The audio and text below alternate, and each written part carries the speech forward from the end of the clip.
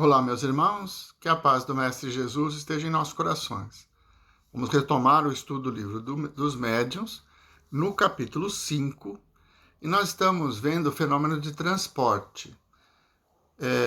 No item 99, e Kardec explica que fará diversas questões ao espírito Erasto para esclarecer melhor esse fenômeno. Mas antes de iniciarmos pela questão número 1, eu gostaria de esclarecer um pouco o que é estado sonambúlico. O sonambulismo, a gente sabe que algumas pessoas, durante o sono, elas reagem, falam, caminham. É até perigoso, às vezes, causar algum acidente. Mas nessa questão específica, quando se trata de concentração para atividades mediúnicas, para exercer fenômenos mediúnicos, o sonambúlico é aquele que está sujeito à hipnose. Então, ele é médium e ele é induzido a uma concentração. Então, o estado sonambúlico é como se ele estivesse num estado hipnótico. E o espírito se desprende do corpo para interagir com o plano espiritual. É isso que se refere quando ele diz do estado sonambúlico, tá? Vamos então à primeira questão, número 1. Rogo-vos dos dizer, por que o transporte que fazeis não se produzem senão no sono magnético do médium? Isso se prende à natureza do médium. Os fatos que produzo quando o meu está dormindo, poderia igualmente produzi-los no estado de vigília com um outro médium. Então, características do médium. Ele entra em estado sonambúlico, quer dizer, ele vai se desdobrar do corpo para que possa exercer o fenômeno. Mas isso não é uma condição. Pode acontecer com outros tipos de mediunidade que vão oferecer os fluidos necessários da mesma forma. 2. Por que fazeis esperar tão longo tempo o transporte de objetos? E por que excitais a cobiça do médium, irritando seu desejo de obter o objeto prometido? Esse tempo me é necessário, a fim de preparar os fluidos que servem para o transporte. Quanto à excitação, não é frequentemente, senão para divertir as pessoas presentes e a sonâmbula. Então, ele precisa do tempo para envolver a matéria que está distante, com o fluido do médium, então tem que ser levado até ali, mais os fluidos dele mesmo para envolver aquele objeto e trazê-lo, para que ele possa atravessar as paredes, as portas e terminar sendo transportado para o ambiente onde está sendo realizada a reunião. E ele faz, assim, a excitação do médium é como, assim, reações físicas ou faciais que o médium tem durante o transe. Ele diz que isso é só para diversão, que não tem necessidades. Nota. O espírito que respondeu não sabia mais. Não se rende conta do movimento dessa cobiça que aguilhou-a instintivamente sem compreender-lhe o efeito. Crê divertir ao passo que, em realidade, provoca, sem disto se aperceber, uma maior emissão de fluido. É a consequência da dificuldade que o fenômeno apresenta. Dificuldade sempre maior quando não é espontânea, sobretudo com certos médiuns. Então, o que o espírito acreditava ser uma diversão para ele, né? A excitação do médium, então, movimentos de face, de mão, para ele era uma diversão, mas a realidade é que era necessário essa excitação para que se produzisse os fluidos adequados, né? Que é algo que não está no conhecimento dele. 3. A produção do fenômeno prende-se à natureza especial do médium e poderia se produzir por outros médiuns com mais facilidade e prontidão? A produção do fenômeno prende-se à natureza especial do médium e não poderia se produzir senão com naturezas correspondentes, pela prontidão, o hábito que adquirimos, correspondendo frequentemente com o mesmo médium, nos é de um grande socorro. Quer dizer, O conhecimento do tipo de fluido do médium, do tipo de mediunidade que aquela pessoa tem, facilita para que ele realize o fenômeno. Não é qualquer médium que é capaz de realizar o fenômeno de transporte ou fenômenos físicos, né, como a produção de pancadas, levantar a mesa. São médios específicos, então médios de efeitos físicos. E isso é uma característica individual. 4. A influência das pessoas presentes contribui com alguma coisa? Quando há incredulidade, oposição, podem nos incomodar muito. Gostamos bem mais de fazer nossas provas com os crentes e pessoas versadas no Espiritismo. Mas não quero dizer que a má vontade poderia nos paralisar completamente. Então, como o pensamento ele é matéria, né? Ele se expande, ele é percebido pelo espírito. Então, o fato de ter pessoas incrédulas que desafiam, que duvidam da possibilidade do fenômeno, pode incomodar moralmente o espírito. É o que ele diz. Alguns vão ter a humildade de, sabendo quem são, de sua capacidade de realizar o fenômeno assim mesmo. Outros podem se irritar, se sentir ofendidos, e aí a dificuldade de concentração na produção do mesmo fenômeno. Percebe que é tudo mental, que os pensamentos, o ambiente, as pessoas envolvidas, todas elas têm que estar em uníssono para que haja o fenômeno da forma mais adequada? 5. Onde foste buscar as flores e os confeitos que transportastes? As flores apanho-as nos jardins, onde me aprazem. E os confeitos? O confeiteiro terá se apercebido de sua falta? Apanho-os onde quero. O confeiteiro nada notou, porque coloquei outros em seu lugar. Aqui fica uma questão interessante, né? Ele transportou os confeitos e flores. Bom, flores pegou no jardim. Os confeitos foi numa confeitaria. Trouxe um pão, por exemplo. Mas ele diz que pôs um pão no lugar. Isso até a mim trouxe curiosidade. Vamos em frente para ver se esclarece essa questão. Mas os anéis têm um valor. Onde os tomastes? Isso não prejudicou àqueles de quem os tirastes? Apanhei-os em lugares desconhecidos a todos, de maneira que ninguém possa ter algum prejuízo. Então, ele trouxe flores, confeitos e anéis. Os anéis, joias, que têm um certo valor, como foi dito aqui. Mas ele disse que pegou num lugar que ninguém sabia. Então, esconderijos, tesouros perdidos, né? Heranças que se perderam nas casas, pode ser por aí, nesse caso. Nota de Erasto. Creio que o fato está explicado de um modo suficiente em razão da capacidade do espírito que respondeu. Sim, pode nisso ter causado um mal real, mas o espírito não quis passar por ter subtraído alguma coisa. Um objeto não pode ser substituído senão por um outro objeto idêntico, da mesma forma, do mesmo valor.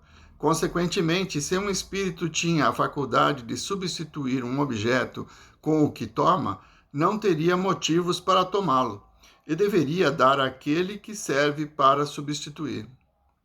Aí esclareceu a nossa dúvida.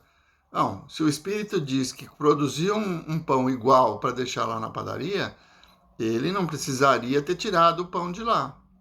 Então, pelo que o Erasto nos revela, ele está mentindo para não se passar de ladrão, porque subtraiu as joias, que pode trazer prejuízo sim, subtraiu os confeitos, que também vão se sentir a falta deles na padaria. Mas ele não quis revelar esse lado, né? Então, agora está esclarecido, porque ficou esquisito, né? Se ele tem a capacidade de produzir algo idêntico, para que trazer o outro? Produz imediatamente ali, dentro da reunião, aquilo que ele iria deixar lá para substituir. Então é só uma desculpa para que ele não revele que está realmente subtraindo objetos de outras pessoas. Isso pode trazer prejuízos. 8. É possível trazer flores de outro planeta? Não, isso não é possível. Outros espíritos teriam esse poder? Não, isso não é possível em razão do meio ambiente. Então, isso aqui tem uma certa lógica, né? A vida orgânica, flores, vegetais, ela está específica para o nosso planeta, nas condições apropriadas para que ela sobreviva. A vegetação ou o tipo de vida de outros planetas é muito diferente, diversa daquela que temos aqui no nosso planeta. Então, isso tem um certo sentido. Não é possível trazer de outro planeta porque ela não sobreviveria, o ambiente não é apropriado para que ela exista aqui. 9. Podereis transportar flores de um outro hemisfério, dos trópicos, por exemplo? Desde o momento que estejam na Terra, eu posso. Os objetos que transportastes, poderias fazê-los desaparecer e trazê-los de volta? Assim como os trouxe, posso levá-los à minha vontade. A produção do fenômeno de transporte causa-vos alguma dificuldade, um embaraço qualquer? Não nos causa nenhuma dificuldade quando, para isso, temos permissão. Poderia causar-nos, e muito grande, se quiséssemos produzir estes efeitos sem estarmos para isso autorizados. Nota de Erastus. Não quer admitir sua dificuldade, embora seja real, uma vez que está forçado a fazer uma operação, por assim dizer, material.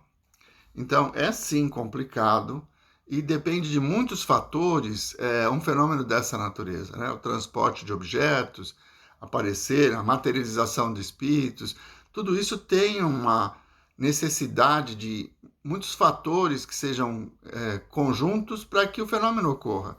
Mas o espírito, na sua soberba, ele diz que não, eu posso tudo. A realidade é aquela que Erasto nos traz. É difícil.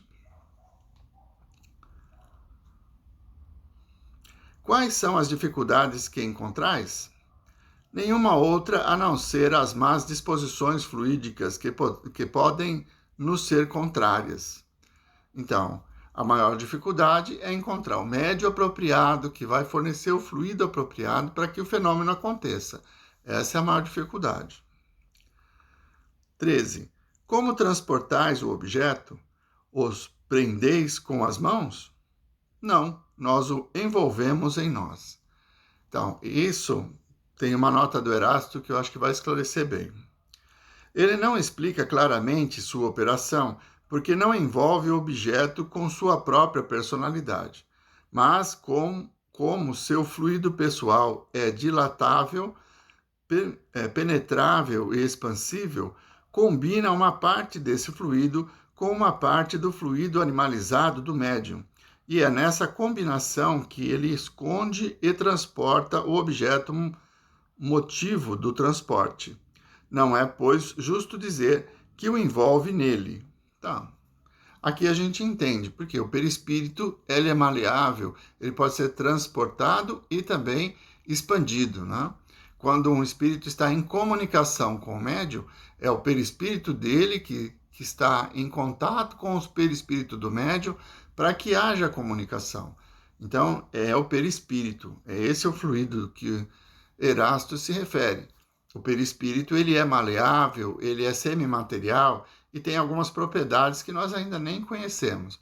Mas uma delas é de envolver o objeto. Mas só o perispírito do desencarnado não é suficiente. Ele precisa também do concurso do médium. 14. Transporteis com a mesma facilidade um objeto de um peso considerável, de 50 quilos, por exemplo? O peso não é nada para nós. Transportamos flores porque isso pode ser mais agradável do que um peso volumoso. Erasto nos diz: é justo, pode transportar 100 ou 200 quilos de objetos, porque a gravidade que existe para vós está anulada para ele. Mas ainda aqui não se rende conta do que se passa. A massa dos fluidos combinados é proporcional à massa dos objetos. Em uma palavra, a força deve estar em razão da resistência. De onde se segue que se o espírito não transporta senão uma flor ou um objeto leve, frequentemente é porque não encontra no médium ou nele mesmo os elementos necessários para um esforço mais considerável. Então aqui fica interessante. O espírito diz: não, eu posso transportar qualquer coisa, mas é mais agradável trazer uma flor. Realmente é, né? Ficaria estranho um objeto, uma pedra enorme, né, trazida para dentro da reunião mediúnica. Mas o que o Erasto esclarece é que depende da evolução do espírito, da sua capacidade de envolver com seu próprio fluido. Então, não é assim à vontade, eu posso fazer o que eu quiser, eu vou transportar um avião. Não, não é assim. Ele tem que ter condições adequadas para isso, como espírito e também no médium, que vai ser o seu instrumento para realizar o fenômeno. 15. Algumas vezes há desaparecimento de objetos cuja causa é ignorada e que seria obra dos espíritos. Isso acontece muito frequentemente, com mais frequência do que pensais, e isso poderia ser remediado pedindo ao espírito para trazer de volta o objeto desaparecido. Muito bem. Aqui também é alguma coisa que tem limitações, né? A gente não pode levar a ferro e fogo. Falar assim, o espírito, então, vingador, ele quer me prejudicar e ele vai e leva todo o meu dinheiro. Não é bem assim. Existem limitações, existe essa possibilidade do espírito envolver um objeto, às vezes a gente perde a chave. Procura, não consegue achar. De repente ela vai estar no lugar que você já havia procurado. Pode ser um espírito? Até pode. Desde que você ou alguém da casa seja um médium de efeito físico. Bom, eu me estendi bastante hoje. Vamos fazer a prece? Nós vos agradecemos, Senhor, por mais essa oportunidade de estudo. Aos poucos vamos compreendendo essa natureza que está além da ciência, nesse plano invisível, povoado por espíritos elevados, espíritos ainda inferiores, e que estão ao nosso redor, nos influenciando a cada instante. Que o conhecimento nos fortaleça e nos dê as condições adequadas para usufruir das experiências e evoluir através delas. Muito obrigado, Senhor. Muito obrigado, meus irmãos. Uma boa semana a todos.